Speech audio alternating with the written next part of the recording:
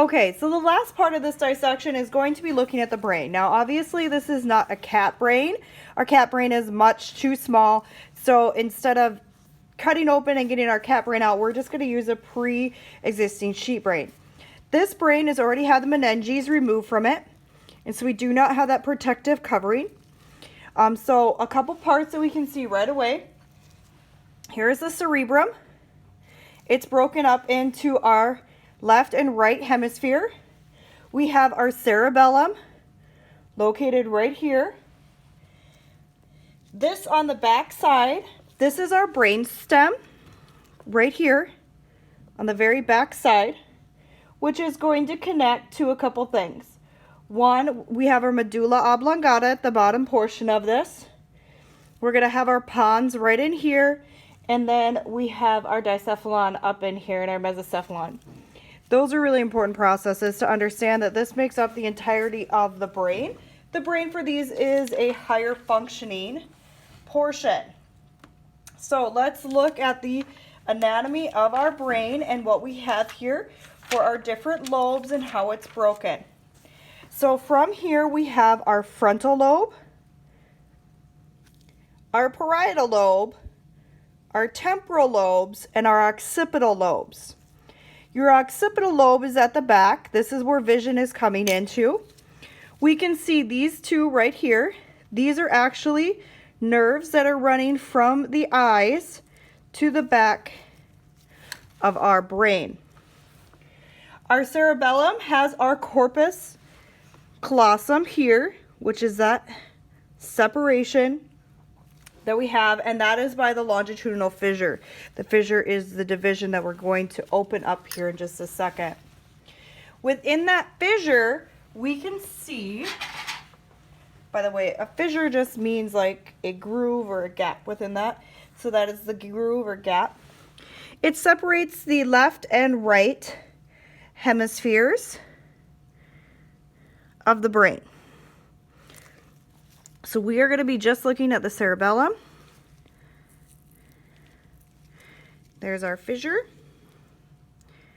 And then we can see our corpus callosum down here. So we're going to separate this very easily out.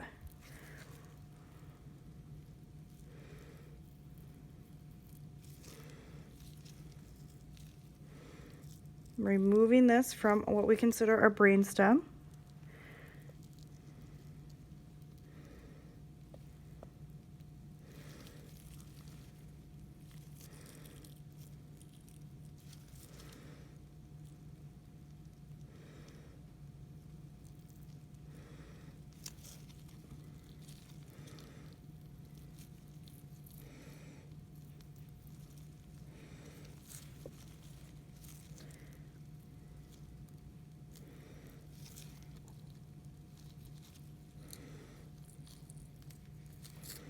Okay, so you can see a few things in here.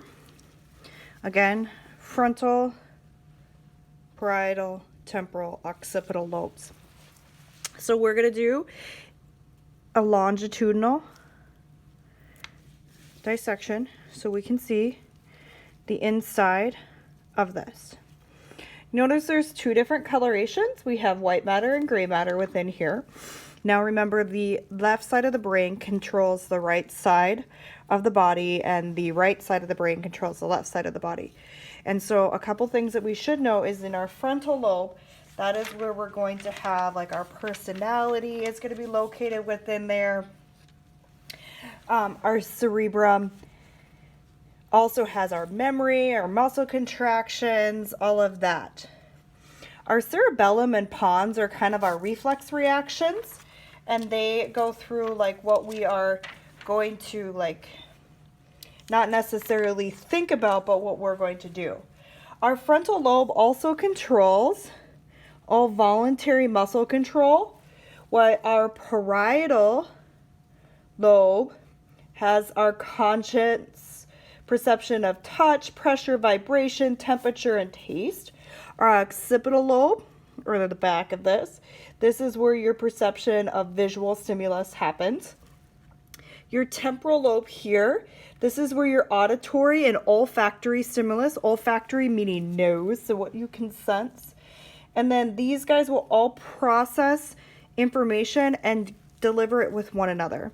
Think of your brain as a filing cabinet. We have what we call synapses or electrical impulses that go through there. The more synapses you have, the more you can access things a little bit quicker.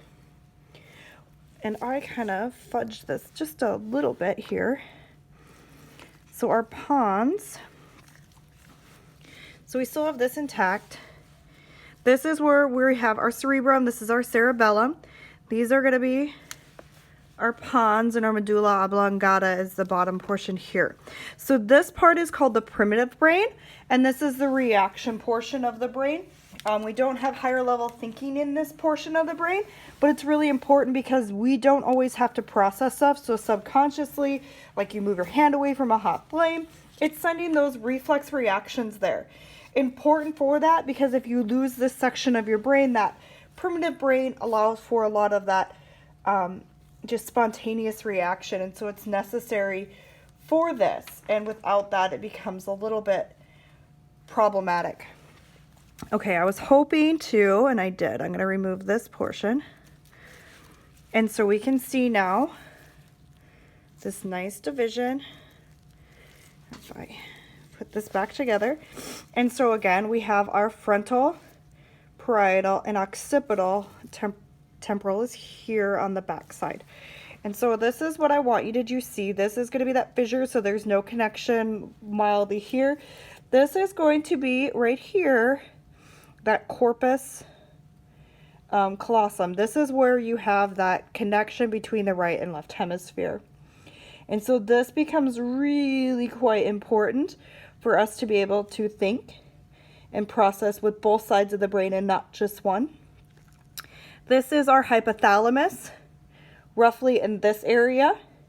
And so this is going to be important also for stimulation, and then we go down onto, from our hypothalamus, then we can go into our primitive brain.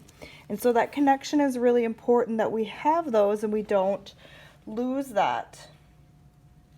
And this is the major divisions of the brain. Also, we're going to cut into the brainstem a little bit.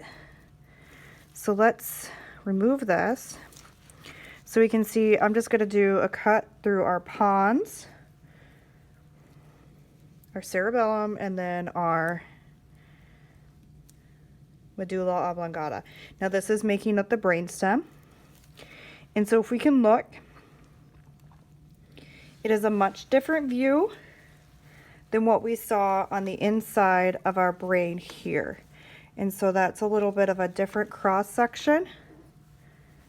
Again, let's look at that cross section. So this would be your cerebrum, and then this is your cerebellum, your pons, and your medulla oblongata. So the tissue density is a little bit different.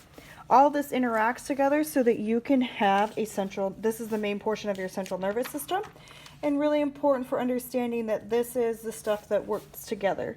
It controls like your sensory,